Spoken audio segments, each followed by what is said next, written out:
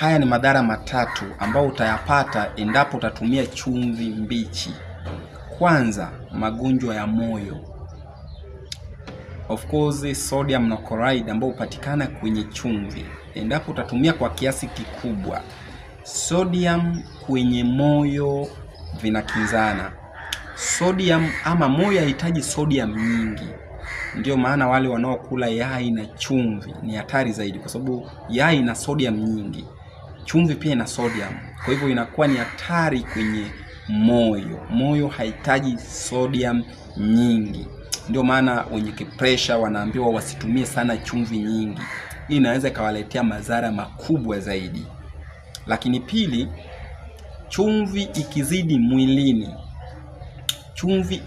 mwilini inaweza ikapelekea shida kwenye ngozi ama mfumo wa ngozi kiujumla, na hii ikakuletea matatizo makubwa zaidi. Kwa hivyo of course chumvi nyingi inaweza ikaleta madhara makubwa. Na tatu, chumvi inaweza ikakupelekea ama ikaleta shida kwenye mfumo wa mkojo, hasa kwenye figo.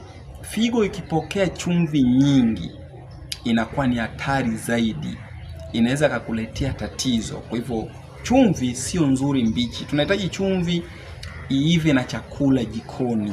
Hii inaweza kuwa salama zaidi. Na kutumia chumvi mbichi, hata kama chakula kimepelea chumvi, utakiwi kuongeza, kwani ni hatari kwa afya yako.